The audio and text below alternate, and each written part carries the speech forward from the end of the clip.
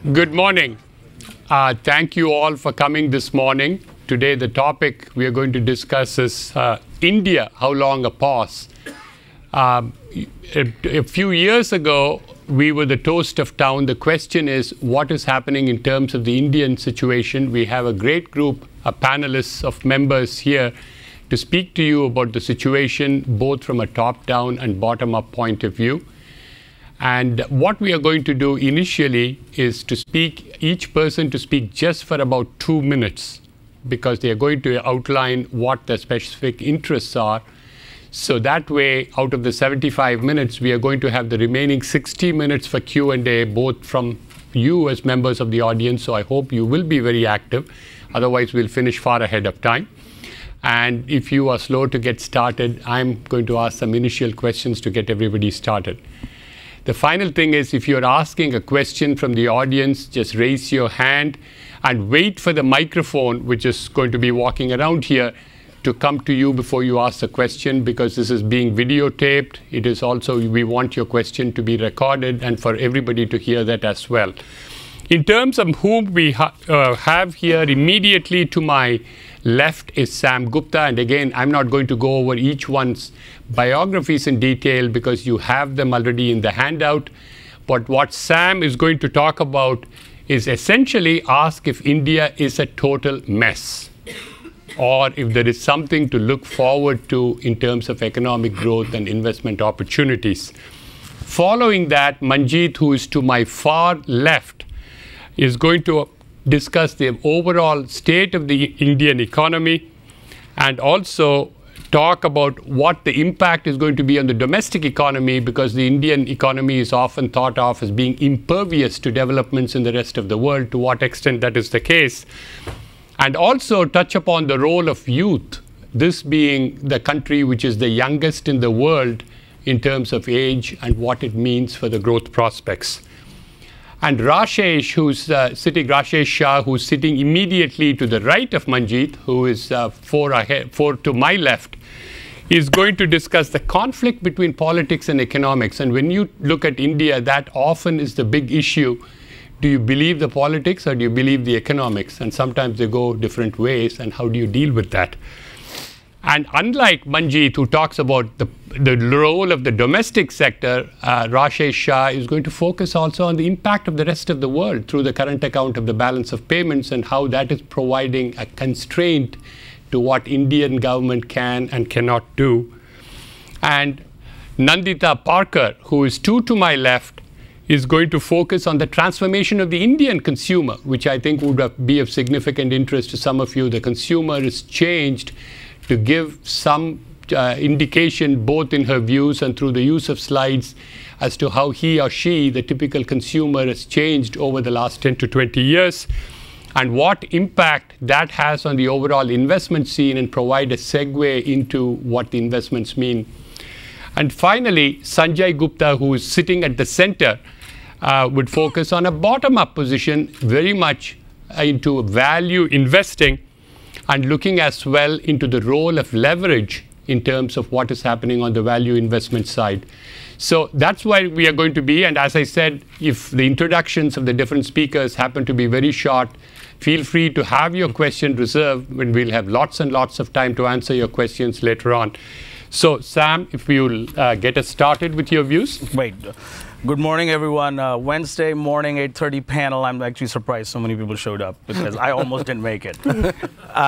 Just to give you a sense of I've been investing in India for about 12, 13 years, and it's India is it's like a roller coaster, up and down. But there are two Indias. One is the economy that's reported in Wall Street Journal and GDP numbers, and the other is the consumer and what's happening on the ground. And a lot of times, and I think some of the panelists are going to talk about demographics, you're going to talk about the transformation of the Indian consumer, and many times those are two different things. So India was sort of the toast of the town, a lot of money flowing in over the years between 06, 07, and et cetera, et cetera.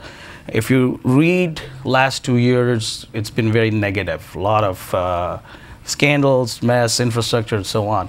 But if you actually look at the investment numbers of cash coming in from overseas investors, it's actually increased.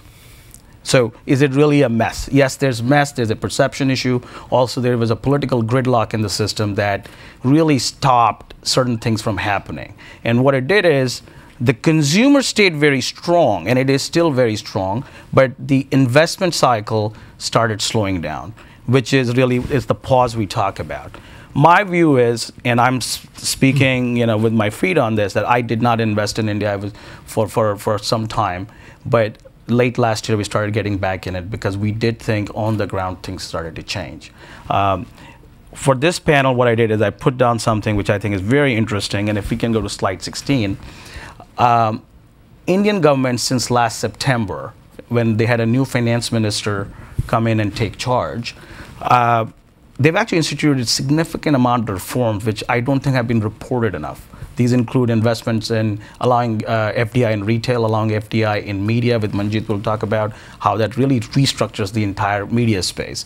So if you break the economy apart, we are actually seeing some very interesting opportunities, and my view is growth is bottoming out, inflation is starting to fall down, and it's really at the start of an upswing. Excellent. Sam, that's a concise and very nice introduction. I think that will provide a segue to what Manjeet is going to say on the overall economy. So I'm going to try and provide a little bit of context, because in the last 2 days being here at this conference, it's actually quite shocking. 2 years ago when I was here, it was India everywhere. I've been in panel after panel where there's no mention of India, which is quite amazing, the change. And I think is actually, we need to be reminded of some of the context of what India is. The first thing that Kumar also mentioned is we are the youngest nation in the world. 55% of our population, if you go to slide 4 and 5, 55% of our population is below the age of 25. 75% of the population is below the age of 35. So we have no old age impact on the economic growth of the country.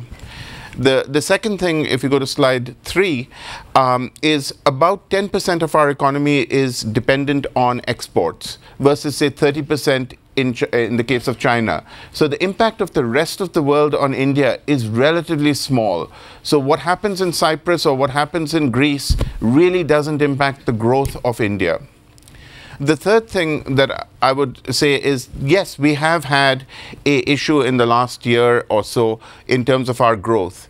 But if you go back and look at the US, and if you look at Milton Friedman and Ann Schwartz's work on the history of the monetary policy in the US, if you look at the late 19th century in the US, this is a period when the US grew 7 times, which is very similar to what's happening in India. But it wasn't a straight line. In 1873, you had the big crash around silver prices. And this is very similar to the kinds of hiccups that India is having now. But coming out of that crash was many of the modern corporations of the US today. And I believe that coming out of this crash in India is the growth of what is going to be the future of India. In addition, if you look at there's a slide on slide 21, I think, on the middle class growing in India. In this period in the US, the middle class also grew. And what did they ask for? They wanted safer working facilities, they wanted better environment, a better environment, and they wanted less corruption. The Indian middle class, which is growing rapidly, is going to demand exactly the same things. And so when you look at this slide, which says that we are going to become much more, much bigger in terms of our middle class and have over 500 million people in the middle class, I think that you're going to see a huge change. So it's absolutely a misnomer to write off India at this stage, because there's a huge potential for growth. And later on, we can get into my sector, which, again, within within the picture of India, things like entertainment are booming because of the young population and growing incomes. Entertainment is one of the biggest growth sectors. So if you look at India as one, that also is incorrect. There are many Indias and many sectors which you need to focus on. Thank you, Manjeet. And Rashesh, in terms of what Manjeet and Sam have talked about, is politics going to ruin it all in the next year with the elections coming and the uncertainties? And can the economy still survive and thrive? See, I think if you really want to understand India, I think the last 3 years have been exceptionally a bad time for India. I think everything that was bad of India came to light. So currently, from investors' point of view, they have an India of 2004 to say 2008, which was a great time for India, and then we have the last 3-4 years which have been very bad. So I think what I find is a lot of investors are still thinking very binomially about India. It's these two extreme examples of India.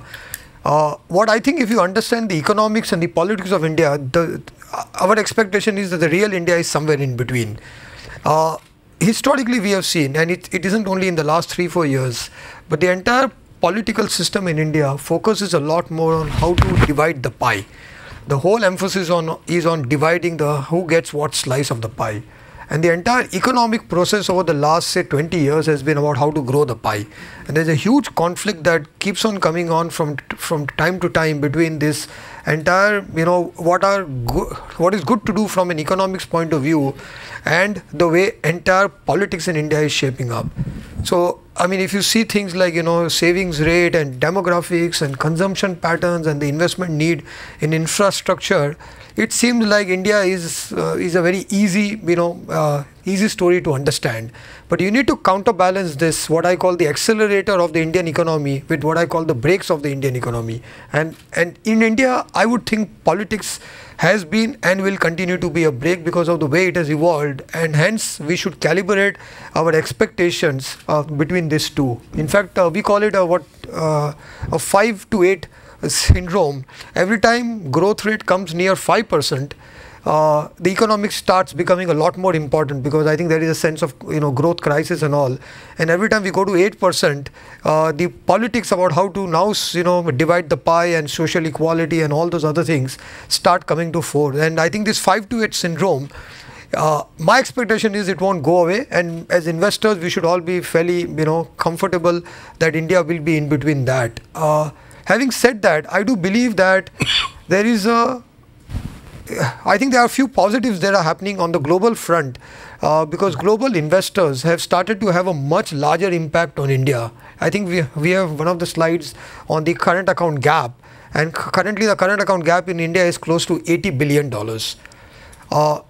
Actually, this is the second highest absolute figure after US. The US is at about 400, and after US 80 billion, India is the second highest current account gap in the world. We need to fund this current account gap, and usually a lot of this comes from FDI, FII investments and the borrowings and all. So given that, this huge current account gap that has grown in the last 5 years, 4 to 5 years, the Indian economy has become a lot more sensitive to global investors. And actually it is good and bad. It increases the volatility, because as global investors start getting turned off on India and the flows slow down, it has huge amount of impact on the currency and the markets and all. But it also has a good part of it, and the good part is that India responds to global investors. So I think about a year ago we saw that there was a threat of a downgrade. There was a threat of investors really writing off India, and every time we go to the cliff like that, we have come back. So I think the global investors will make sure that every time we get to 5, we start coming back.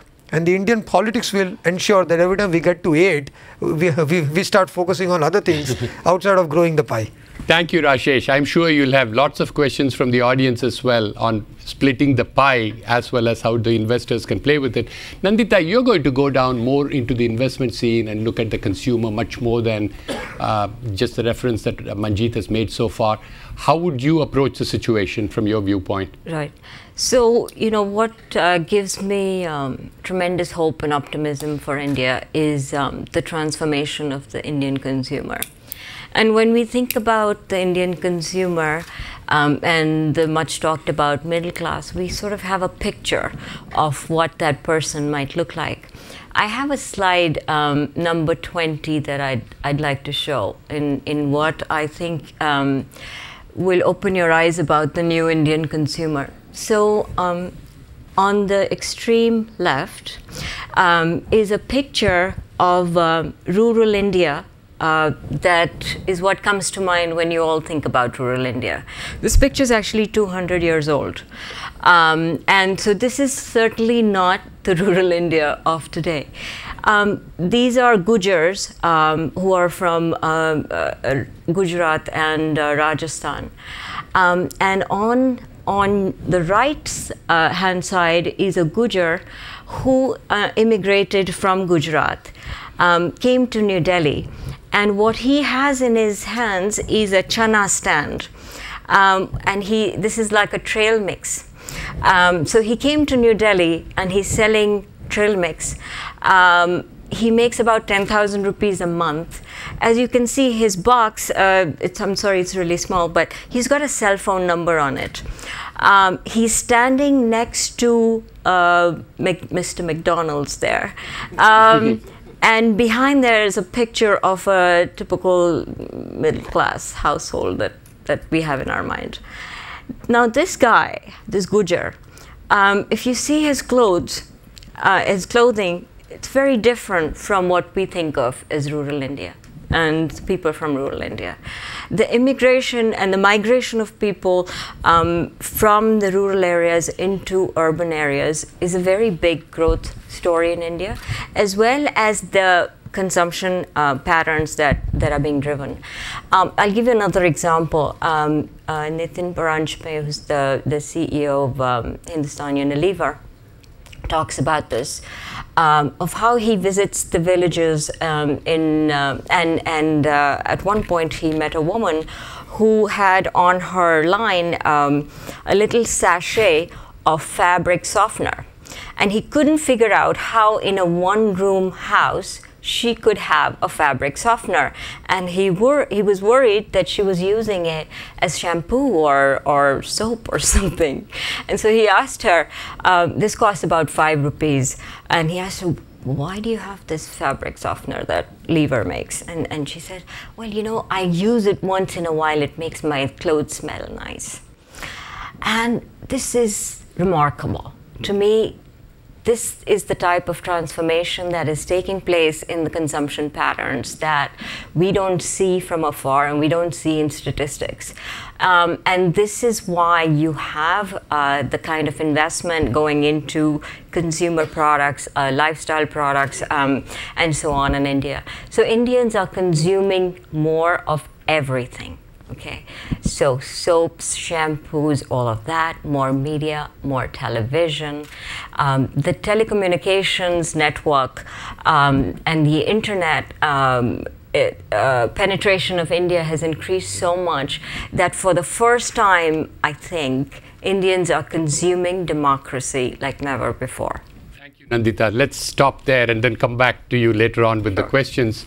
And Sanjay, to pass on to you, you talk about value investing, and you've been on the India panel with us before at the Milken Institute as well. And from that viewpoint and your approach to private equity investment in India, what opportunities do you see? And we are talking about the positives and negatives, and how do you approach the country and your investments from the Apollo Group? Great, thanks, Komal. Great to be back. I actually love the fact that no one's talking about India because, as Rashesh said, it's a very volatile environment, and as capital flows into the country, valuations go up.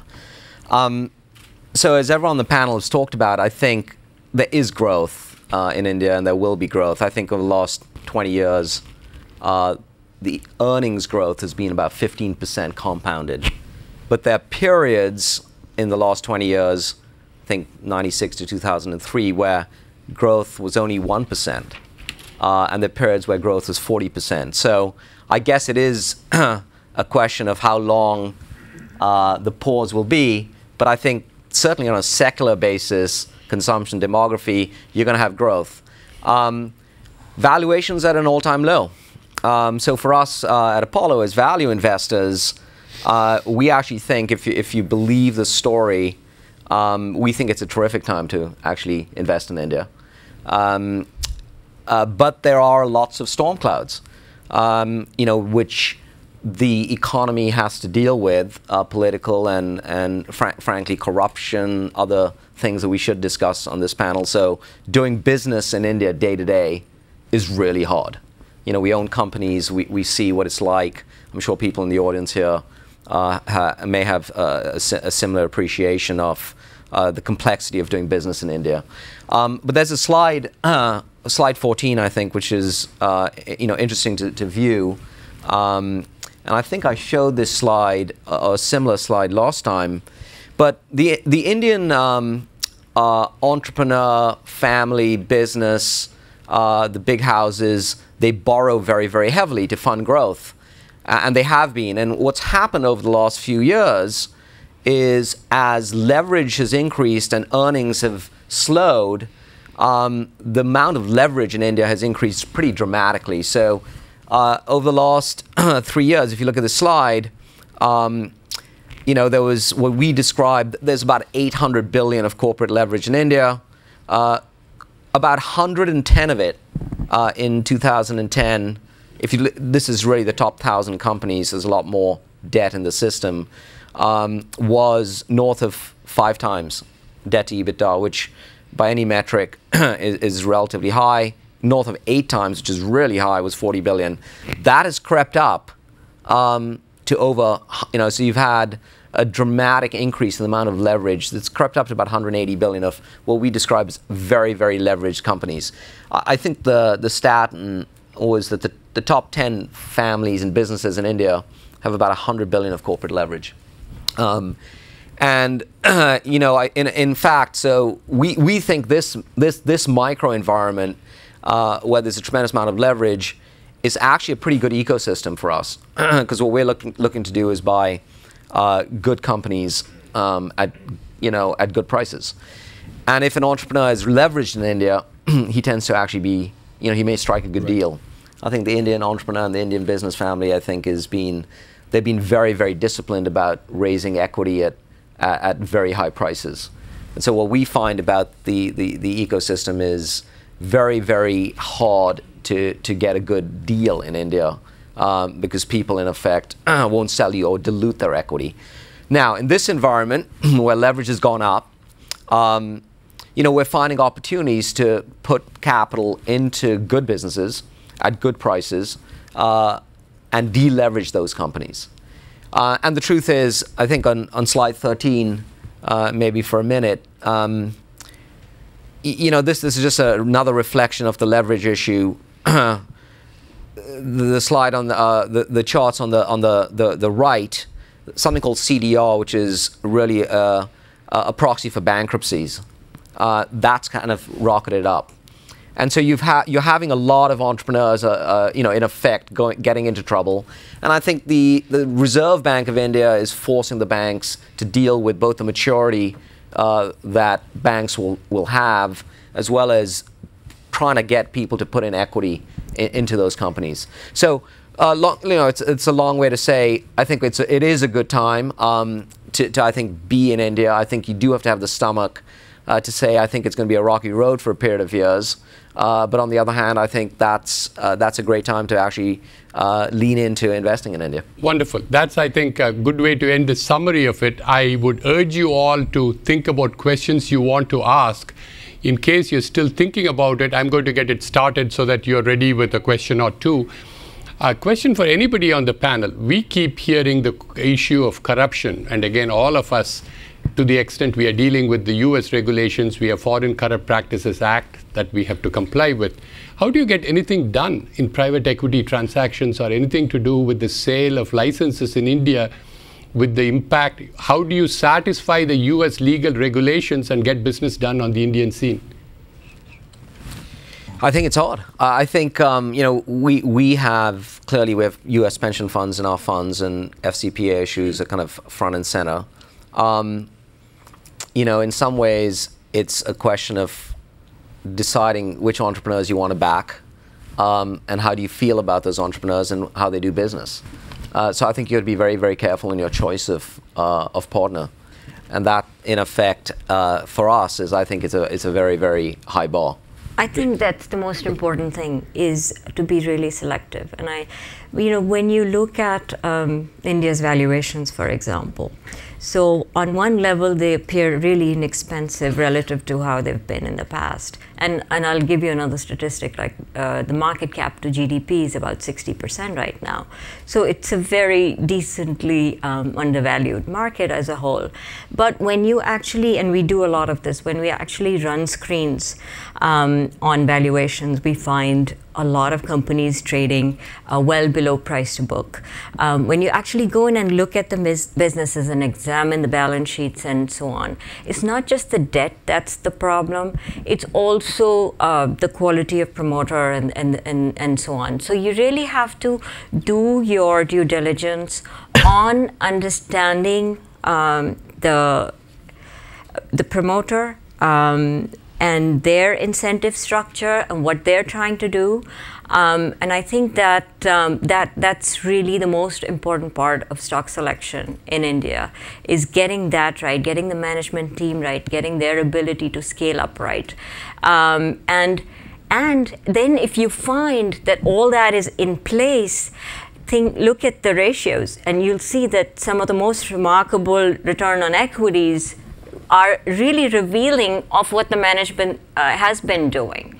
You know, so when you look at that and you say, okay, I might pay up a little bit more for this stock versus this stock, but at least all of it is out there. You know, they're generating cash, they have high ROEs and all of that. So we look at it from that standpoint rather than say, oh, you know, I have to buy the 0.4 price to book. Thank you, Nandita. Manjeet, you know, as a multinational in India, we obviously are very aware of the Foreign Corruption Act, and we just say no. And we have absolutely not had an issue. I mean, you just say no.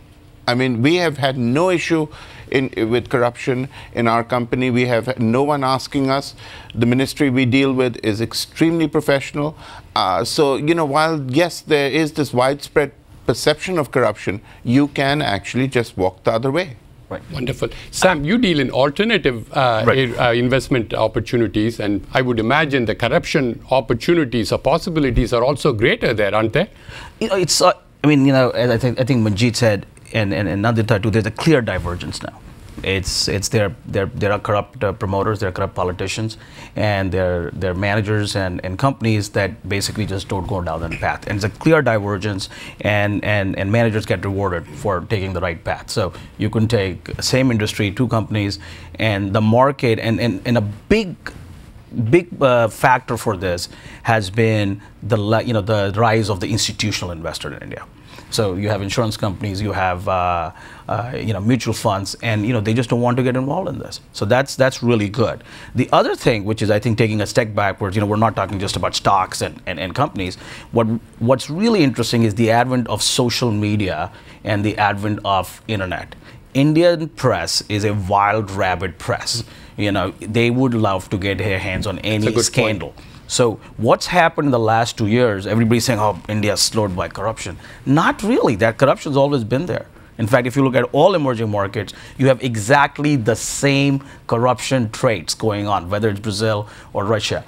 What's happening in India now is all of a sudden it starts becoming very open. So now even the politicians, they have to take a step back, or the bureaucrats, they have to take a step back. If I do this, if I do something wrong, it might be on Twitter.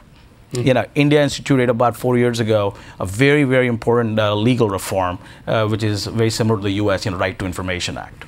This Right to Information Act has done more to stop corruption than almost anything else, because I can go in and I can say, how was that contract awarded? What was the deliberation done by the government and politicians, and that all becomes open. So I think, going back to the point on the panel, there's a certain bit of rockiness and so on.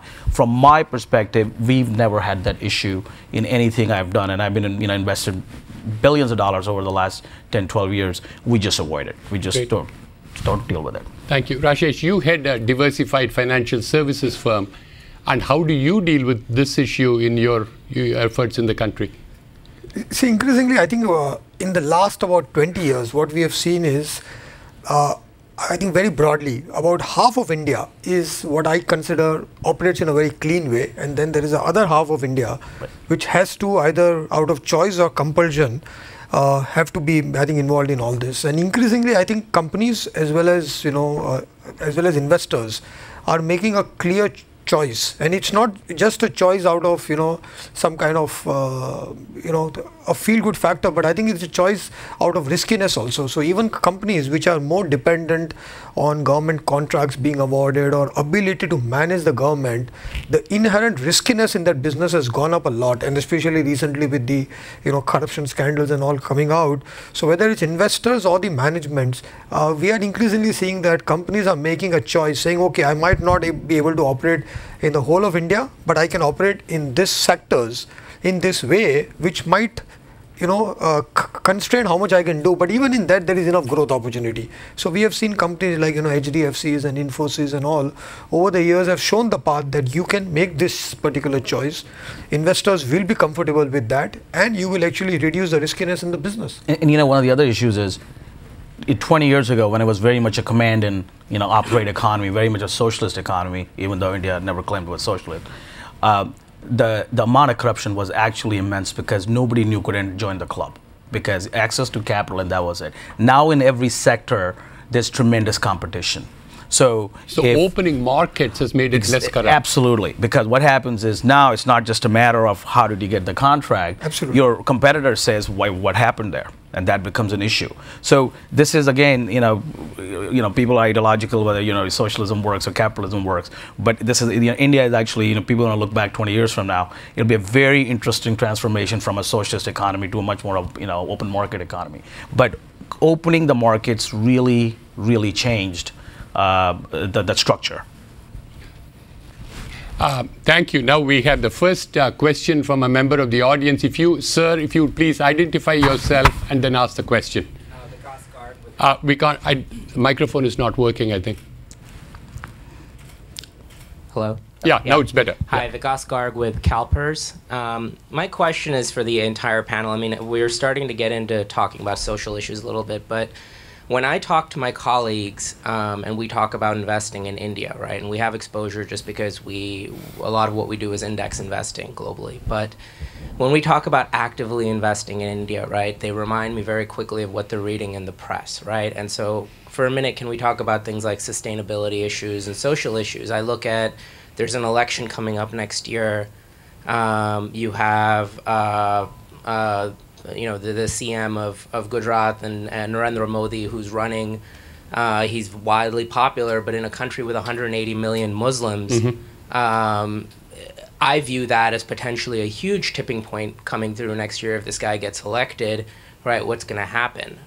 Because obviously he's not popular there, and he's never really made any concessions to Muslims. So I'd like to get your view a little bit on on sustainability and how important that is. I mean, visually, India, from an economic standpoint and from a market standpoint, looks interesting. But every time you drill down, you can't get your head around what's really going on in the local governments, what's going on in terms of corruption, and how the government is addressing these things. I mean, just if you look at just the last 6 months, the issue with all the rapes and the riots in Delhi, it's a scary place to do business. And I wouldn't agree with the panel that type of environment exists in every emerging market. Right. Sure, just 1 second. That's a great question from Vikas in terms of it. And if you'd address, Nandita, please, especially the social issue. If Narendra Modi becomes the Prime Minister next year, as it looks like, to the extent there is a US-style campaigning going on, it's clearly on right now. Yes. And how does he hold the Muslims together after what happened in Gujarat a few years ago in terms of it? Rightly or wrongly, he gets a lot of blame for it. And can he serve as the Prime Minister of a united India, which is, I think, the point. And again, with all that we have seen in the rapes, both in Delhi and in Madhya Pradesh, what do you do in terms of attracting foreign tourists even to come to the country? Right. So multiple issues here. I think one thing to understand is that technology is being used in elections for the first time as never before. So why we're talking about Narendra Modi is because he's been 3 times elected as Chief Minister of Gujarat, which is the fastest growing state. And he has been able to use technology very, very effectively in each of his election campaigns, so much so that he has got holographic images in the rallies, so that he doesn't need to be present at every rally. He can just be telepresent. And so this is really interesting. He's on social media. He's tweeting. He's twittering, and all of that stuff. Now he comes out as a development-focused chief minister, and Gujarat is certainly a success story in India. When I've met him and heard him speak, his focus is clearly that. So he wants to sort of get away from the Muslim issues and the past and so on. But I do believe that there's a very small chance of him being elected, at least at the PM level. And so that's one thing. On the other part, which is very, very close to my heart, on the social side of things. So what happened in December in Delhi was shocking. And what it did was it rallied and it brought together a whole nation on the subject of women and violence and rape. And it was the first time that women have come together like this. It was something else. Thank you, Nandita. Rashesh, particularly with your focus on politics and economics, how would you answer Vikas's question? See, I think, as I said earlier, the political structure in India is fairly heterogeneous, lot of checks and balances, lot of opposition. As a result of that, to get anything executed in India usually takes a long time. The other side of that is that there are a lot of checks and balances. So in fact, historically we've seen, like in the state of Maharashtra, where Shiv Sena used to be also fairly aggressive when they were out of power. When they came into power, they became a lot more responsible, because the fact is that Indians, whichever party rules from the center of India, it will always be a coalition. It will always be dependent on various other people. And there are a huge amount of checks and balances, and along with that, what we earlier spoke about, the media is very active, so everything gets blown up. What has been happening in India for the last couple of years is not new. It's just that coming out in a lot more aggressive way. So in a way, it's part of the cleansing process also. But I would believe that whoever is there at the center, the coalition government, you have the problem that it is hard to get anything executed, and hence I've always felt that politics will be a drag on faster growth in India. But on the other side, it will also have enough checks and balances that you won't have any extreme step or extreme tilt on anything. And India, historically, we had our own emergency, we had quite a few other issues. The good things about India is that it self-corrects fairly quickly. And I think given the increased dependence on global investors, and I've seen quite a few people in the government who are very cognizant of that, we do believe that government will always self-correct. So the fears are real, but they may not become real. Thank you, Rashesh. There is Dilip in the first row. If you would go with your question. My name is Dilip Thakur. I'm the founder editor of a magazine called Education World. And I was also the founder editor of Business India and Business World, which are India's first two business magazines. I'm amazed, but I can't say I'm surprised, that none of you have mentioned the most important development factor, which is human resource development. Do you know that in India, at the start of every year, 230 million children enroll in primary school? Out of that, 53% drop out by class 8. Out of that, only 12 million children go to university. And do you know, I don't blame you, because everybody in India, nobody looks at education. Though I've been a great supporter and one of the prime drivers of liberalization in India, I found that even today, now that I'm in a different avatar as an education journalist, we run India's largest education magazine, nobody in industry is interested in education. And they're the biggest users of educated personnel. All these growth figures and so on, they're not going to happen unless you solve that problem of human capital development. Thank you, Dilip. Let's go to the answers. Manjeet, with your focus on youth, would you like to get it started? And also, how can media help in that process? Yes. So Dilip, I mean, I sort of kind of disagree with the fact that we aren't conscious of the education issue in India. I think most of us are very conscious of human capital and the need for human capital. I mean, my company is only people. There is nothing else in it's a broadcast business. Sony Entertainment Television, so set, Max, if you watch IPL, you're watching me, kind of thing. Yeah. I mean, that's a. The issue of the dropout rate, and particularly in female, the female population that drops out for whatever reason by class 8, the dropout rate is, much higher than even amongst males. We're all aware of it, and there are a number of initiatives. We are. Through our, for instance, as a broadcaster, through my programming, we are finding that we are able to help move society. And particularly on women's education, we have created tremendous strides. So I was in a small town like Meerut, and I'm sitting with a woman who literally doesn't leave her home, but her dream for her daughter is to be educated, and because she's seen it on television that it's possible. So, it's not like we're unaware of the issue. It's a very big issue. But it is, all of us are trying to address it in different ways. But the fact is, literacy rates in India are not as where they should be. There's no question about it. Thank you, Manjeet. We have excited a lot of. One sentence. Let's go over. Do you know that nobody in industry even sends us a press release, and we are India's largest selling magazine with 1 million readers. Yep. So, thank you, Dilip. Sam, if we can go. No, to I think education. I think if you see it when we started the panel, the whole thing was about demographics in India, and that is so it's not that people don't understand. I mean, the reason India is growing, and by the way, let's take a step back and big growth and so on and so on.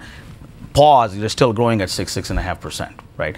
The only reason is not because of policy, it's not because of the politicians, it's because you have a lot of people, young people, and that's what's driving the economy.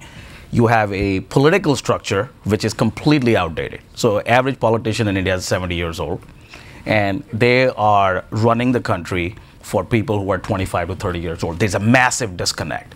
That goes back to your whole issue. So as investors, what can we do, right? And this is part of the whole problem. So for example, I've been a big investor in a couple of education companies, a company called NIT, which trains engineers and so on over the years. But I don't see the media talking enough about, why shouldn't there be more colleges? Why shouldn't they allow, private colleges in or overseas universities in, right? Media wants to talk about what scam is the latest, what's going on there. So it is a massive problem, but it's also a great opportunity, because unless you uplift that segment of population from a broader economic perspective, it's all additive, right? But you have to uplift that.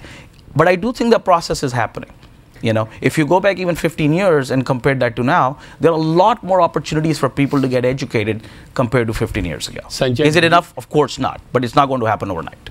Would you add to the question from Dilip? Yeah, I'd say, Dilip, it's the right question. I think the infrastructure, education, physical is really lacking. Okay, so not to be, I think, coming back to Vikas's point, I think India is a really hard place. I mean, it's a hard place. It's got social issues. It's got, physical issues, and really physical, the roads, I mean, all of the stuff. Where, again, education is a great place to invest. The growth is just going to be huge. But as a democracy, unlike China, which can force capital into education, force capital into infrastructure at very low rates of return, India's kind of chosen a different path. I think the media helps. I think you've got a system of law which is different, which always is a great underpinning, a system of free press, just a great underpinning to society. But I think it's going to take a long time to catch up in many, many ways, and I think you just have to think about that when when we, certainly as investors, we always think about that. Right. Thank you. The gentleman in the 6th row who has the microphone. Yeah, hi, my name is this working? Yeah, okay. Yeah. I'm John Shulha from GTI Capital Group. We're an investor in India. I think what's been disappointing over the last couple of years is that, notwithstanding the heightened awareness of corruption scandals and frustration, whether it was the Commonwealth Games or the 2G or the coal scandal has been a lack of leadership. The paradigm of having the power base seated with Sonia Gandhi sitting at the back and with a prime minister who is viewed as somewhat of a spineless technocrat is really, I think, increased the level of frustration. And so I guess my question here is, and maybe picking up on the question of the gentleman over here, what do you see is going to happen coming out of this election in terms of an increased level of leadership and a commitment to increasing the economic reform that the country needs? Yeah, that's a great question, and I have some sympathy for that question. Manmohan Singh taught me international trade at the Delhi School of Economics. What happened to the economists and the diligence about what's happening to the government now? I guess that's part of the question the gentleman asked. Nandita? So, one-line answer is that for the first time, development is on the election agenda. So, this election will be all about who has a better development program, which is why, again, we go back to Narendra Modi and why he's come on to the national scale scene, which is unprecedented.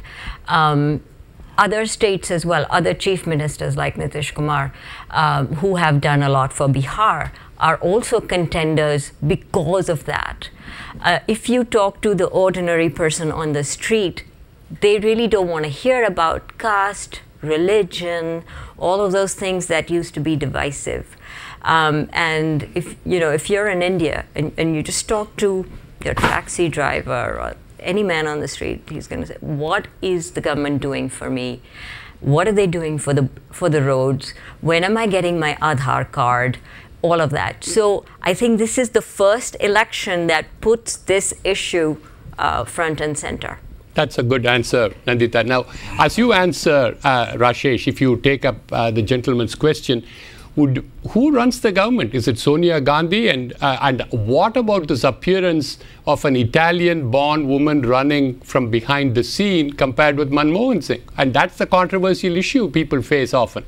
Yeah, and I think it's an important question. You also asked that, what happened to the reformist Manmohan Singh, who was the architect of India opening up about 20 years ago. I think, as I said earlier, there is always a conflict between politics and economics, and I think all of us actually believe that you don't need that conflict. I think you can grow the pie and share the pie in the same way, but that needs exceptional leadership, and I think we haven't had that for quite a few years. As you look forward, I think I would be more conservative in assuming that maybe that is not there, and the result of that is, if you look at the true potential growth that is achievable in India, I personally think it's about 12 to 13% GDP growth rate. If you look at the savings rate and the demographics and it's only $1,500 per capita GDP. There is a lot of low-hanging fruit which we can easily get to. So we can easily grow at maybe 12 to 13% a year. But as you look at all the positives that we've spoken about, you should also look at the drag that is there. And I think idea in India is to look at it in a fairly bifocal way and understand that though this, we all get excited with this, the potential that is there, the entire politics, the absence of leadership, all of that starts shaving off that particular potential that is there. So India will not achieve a 12 to 13% GDP growth rate. But if you start taking out all this, and I believe the governance and the politics and all easily takes away 3 to 4% out of the overall potential. And then you have the infrastructure issues and corruption and all of that. So we can get to about between 6 to 8% GDP growth rate, which is more realistic. And than a 12% figure. Yeah, it's more theoretical. It is possible. I mean, if we did everything right and we had the visionary leadership, hopefully sometimes I feel that if there is a crisis in India, then maybe visionary leadership will emerge the way it did 20 years ago. How about the view, an economist whom I read from Delhi, Surjit Balla, who writes about the youth of India compared with the aging of China, and saying that with the Chinese workforce has gone down for the first time in 2012, actually diminished, not a slower growth rate, it's lower. Can that cause for 11-12% growth rate still coming because the demographics are favorable on the Indian scene? Sam, looks like you are shaking your head. No, I mean, listen, there's a very clear leadership gap, right? And it's not now, it's been for the last 6 or 7 years. And in whatever growth has happened in India, and again, I want to pause this, think about it. What's happened in the world since 2008? 6.5%, 7% growth is very, very good. And what's happening also within that growth is, if you look at it at a company or a sector-specific level, you have entire sectors that are restructuring. So there's tremendous opportunity as an investor. So let's not just focus on the GDP number and so on. But the reality is there is a tremendous leadership gap. And as I said earlier, you have a very young population, which is represented by 70-year-old people who are frankly more worried about their liver giving out or their diabetes or whatever it is. They just don't understand, and it's an incredibly sort of cut up population on it. The leadership, I believe, is not going to happen top down. It's bottoms up. People want more. People are not willing to live with what's going on. And the reason development's on the plank, not because all of these guys become reformers all of a sudden, is because every election they go, they lose. Everybody gets thrown out of the office after their term because they don't deliver. So the democracy helps. So the democracy helps. And I will say one thing. If you look at slide, I guess, 16, I was not interested in India. I mean, we're always follow it and so on for the last couple of years. But again, last year we started getting excited because I do think they're making a lot of changes. And this is, as he said, it's the low-hanging fruit. Some, stuff behind the scenes, very sort of quiet. But some of those have tremendous ramifications for the economy. So I am much more bullish today because of the things they've already done on the reform process. Do I think there'll be some messiah who gets up and leads it to 13% growth? Absolutely not. But 6, 8, or even 9% growth is actually feasible with minor tweaking. And the last thing, just on the election itself, I think either of the two parties they come in power, I think is very positive. It's only if you have some ragtag bunch of so-called third front coalition, then you have an issue. But if either of those two come, it's very clear. If you look at what they're doing, the people in charge, they need to develop. Thank you, Sam. Let's go to Rabi, the gentleman in the first row. Would you identify yourself, sir? Rabindranath Datta. I'm inventor on 150 US patents and Indian citizen. So my question is, and I'm not a finance or an economist person, with 40% fixed as a percentage of GDP, fixed investment, gross, and with 10 million new workers coming to the workforce every year, 10 times that of China or the United States, the question of how long a pause, that question, from the secular point of view, doesn't make much of a sense. I mean, the growth is going to be there. It's kind of impossible. Exactly. So one is talking about very short-term financial dislocations, this and that. And if you do, along with that, consider the way Human Development Index has increased in India, the human capital from people like us, many of us who came 25 years back to this country. And we see that the level of education and the changes, and in many technology areas, the achievements in pharmaceuticals, in a lot of software, etc., the international competitiveness has increased so much that even when you have poor, 13% growth people are talking about, 10% growth, that is not the issue. The question is the quality of the growth. In India, it's a market economy. We don't send Olympic teams trying to get 100 medals. Don't waste our money on that. Things are made as people need them. So you have good private schools, you have airports which are being built as the need comes along. You don't make showcase airports, but Calcutta airport is built, small airport, as it's needed. So would you have a question? So the question is why this question of how much of a pause? With all these favorable indicators, there should be a clear answer, and the answers that I'm hearing is that there's no clear answer. I mean, there should be a clear, unequivocal answer that the pause is small and. Thank you, Ravi. Anybody, Sanjay? If you actually look at the components of growth over the last few years, they've actually shifted. So it's not, you got to look at if you look at the number, you got to look at what's under that number. So 3 or 4 years ago, a lot of that growth was from the industrial sector. And as the industrial sector slowed, because CapEx has slowed in India, actually the shift of growth has been into services. So the point that I'm making is actually, you've got a service economy, you've got an industrial economy. Both can probably, when the world kind of comes back, contribute more to growth going forward. And maybe you'll get a higher, you may get to an 8 to 10% level if both services and industrial growth come back. I would say the pause, if we all knew it, we would be, making more money. I think it's really hard to say, because I think, as Rashesh said, there's a lot of drags, right, to the economy, and I think that's really that's why it's a hard question to be very direct But your on. point's very well taken. I'll tell you this, as an investor, very quickly, we are seeing some incredible opportunities, and some of the breaks and the drags that were there, and maybe Manjeet, would be great to talk about your sector specifically, that were there, they are being lifted. So, people who are economists, and you talk about the big numbers, 7%, all that stuff, but the story underneath tends to be very different.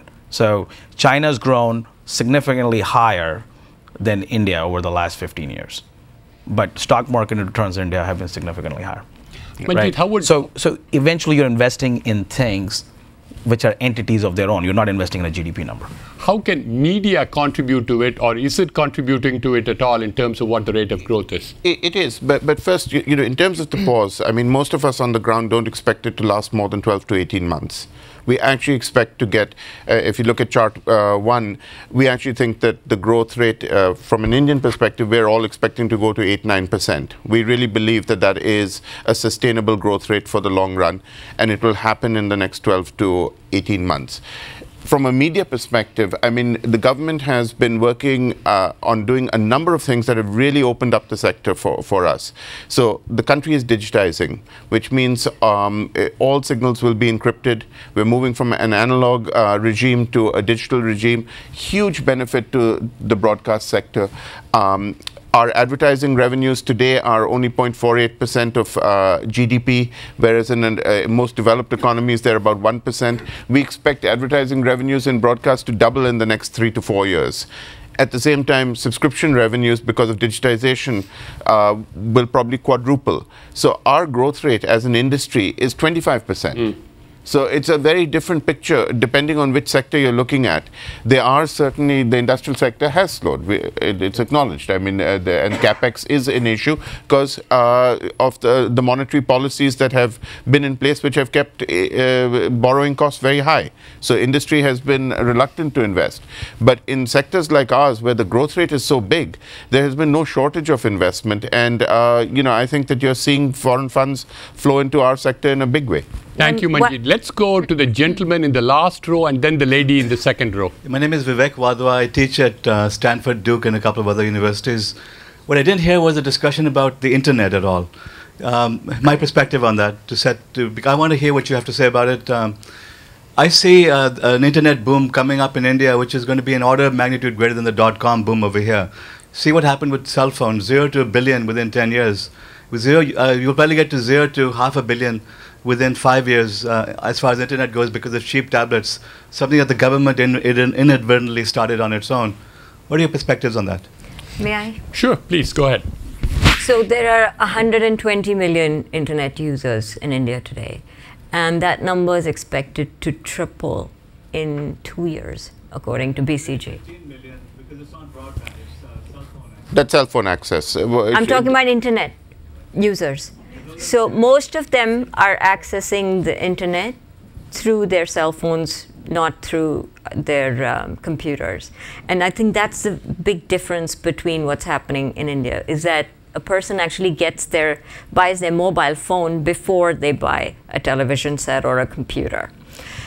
Still, the connectivity is what is transforming India. And that's why I had initially said that Indians are consuming democracy like never before. This is how democracy is actually, this is how people's voices will be heard through connectivity, social media, and so on and so forth. And this is why the politicians are having to react to so many issues that they didn't have to in the past, and they're having to act very, very quickly, because if they don't respond, they get so much backlash on social issues, economic issues, or whatever it is, that it's really a transformation. Thank you, Nandita.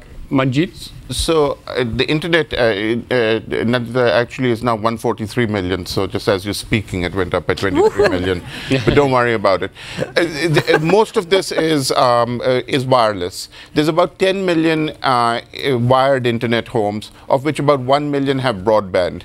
Now that is about to dramatically change in India because of the advent of digitization. With digitization, MSOs can also offer cable modems to homes. So suddenly you're going to get what everyone... are MSOs for the uninitiated?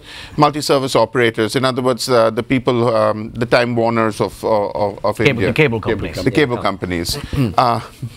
But what basically is going to happen is you're going to suddenly have access to the internet at high speeds at home, and that will absolutely change things, because even of the 10 million wired internet, there's probably only 1 million that can stream broadband, can stream video today.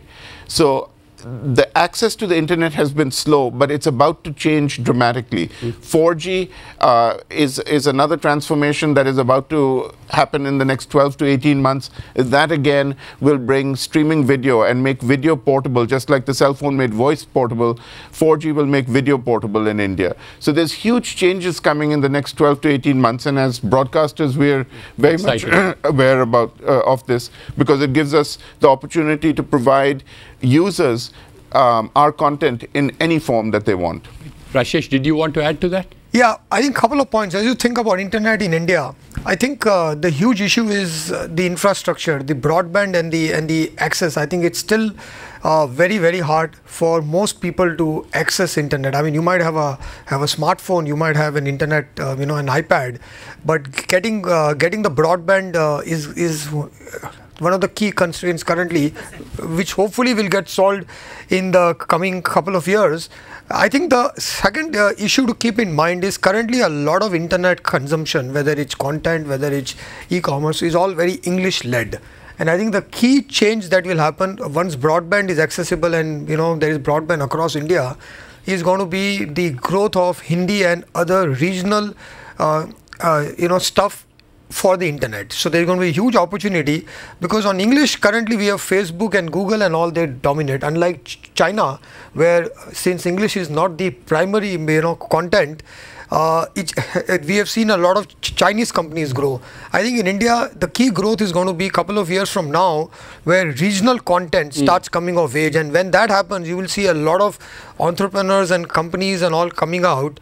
And again, as I think we said earlier, since India is not a command and control economy, the government is not going to say we need broadband and we need to go and put broadband. It's going to be more when consumers are able to afford it, when they want to pay for it, and as a result of that there will always be a small drag. There will be a small delay in that when the demand is there and the infrastructure starts falling in place. But it's also good from an investor viewpoint, because it's not a command economy and it's coming from consumer demand. Exactly. Absolutely right. Your returns on equity and return on investment tends to be much higher when you're truly doing a demand as opposed to free money and build something. Exactly. And this is, this is a very interesting, that what's happening in the digitization space in cable, we've been investors in this space for the last couple of years, and you talk to people like, what do you mean cable, this and that? And now all of a sudden people are waking up that this is just a game changer. Right. And it's a game changer across industries. It just creates a new platform for information that doesn't exist. Thank you, Sam. The lady in the second row, if you'll identify yourself. Sure. My name is Manju Ganeriwala. I'm State Treasurer for Commonwealth of Virginia. So we talked about investments in infrastructure and education, and that being so important to continue sustained strategic growth for India.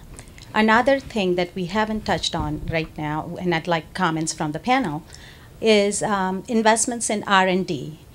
We've heard other people talk, different panels talked. Yesterday we heard how China now has the largest genome project experiment going on. Other emerging economies are investing a lot in R&D. In the past, I just haven't seen the corporate sector, business sector willing to make those investments in R&D. Are you noticing a change, or are you still noticing companies and the government are just trying to, just fuel the current consumption and not really worried about maintaining future edge? Thank you, Manju. If we can keep the responses short, because then we'll have time for one more question before we finish. I was going to say, I think one of the big issues is there is less venture in India. There are fewer patents than any other practically country in the world relative to other emerging economies like Israel, for example. So I do worry about I do worry about the investment in R&D and what people are focused on. And it's not a set. We're not really tech or really investors in those types of industries. But I think it's something that the country needs to think about and the government needs to focus on. But as people are saying, because India is not command and control, it's unlike China. It's kind of relying on the corporate sector to do it. And the truth is, I think I think India is probably woefully inadequate in its investments. Thank you. Anybody else who would like to answer? Well, very short. In the pharmaceutical sector, India has been investing a lot, and Indian companies have been doing a lot of work. Initially, it was re-engineering the patents and so on, and the processes. But now more and more drug discovery, NDDSs, drug delivery systems are being developed within India. And so I think this industry is clearly at the global cutting edge in terms of what they're trying to do. Thank you, Nandita. The gentleman in the third row who had a microphone. Yeah, hello. My name is Neti Krishna. We are a VC firm in the Bay Area, and we invest in energy-related technologies. And we see quite a lot of demand for many of these new technologies to be applied in India. Can the panel comment on how the infrastructure improvement or build-up, etc., is going on? How long will the programs that are in place can remain in place, and how all that will maybe unfold? I think a couple of things I would add to this. I think there is a lot of need for all these cutting edge products, and we spoke about R&D earlier. The first thing you need to remember about India is there is not a lot of competition in individual sectors, and one of the reasons there is not huge investments in R&D and companies are not being forced to stay on the cutting edge is there is an absence of competition. And I think all of us truly believe that one thing India needs is to improve entry barriers into various industries. If you open it up, there'll be creative destruction and all that, but it will truly start creating an environment where companies will invest in R&D and be at the cutting edge. So again, as with everything else, it won't be government led, it will have to be market led, and the way to make it market led is to basically open up the industries, let a lot of competition come in. And the second issue has always been in India is the protection for R&D, the patent protection. The Indian legal system is not very robust in that, and companies have usually hesitated to invest in that, but it's improving quite a bit as we go along. So the demand is there. I think the need is being felt. It's not happening as fast as we want because the lack of competition in various industries is holding the speed at which this can go forward. Sam? Specifically on energy, India has no energy policy, period. And they try to restructure infrastructure here and there, but they're just in a woeful job. So what's happened is that the industry, services providers and all, they've taken it under their own hands. So if you're any somewhat medium-sized or large industry, you essentially have your own power plant. Now, inherently, it's very, very inefficient. The national grid is very inefficient. But what it does do is it creates demand for products like stuff you're investing in. So a lot of these smaller industries and they're very, very creative because their cost of energy is so high that they are able to now go and adopt this. So in that case, it's, it's sort of interesting that India becomes a little bit of a petri dish for a lot of the alternative energies, technologies, because people are paying so much for energy that they're willing to experiment. So again, it's a very market-driven, market-led, situation. But energy, to me, of all the things that we've talked about, energy is the single biggest issue. Because if they don't get the energy problem solved, that's my biggest concern, frankly. Thank you, Sam. I think, Vimal, if I can ask you to be very short and a quick answer, then we'll stay within our time.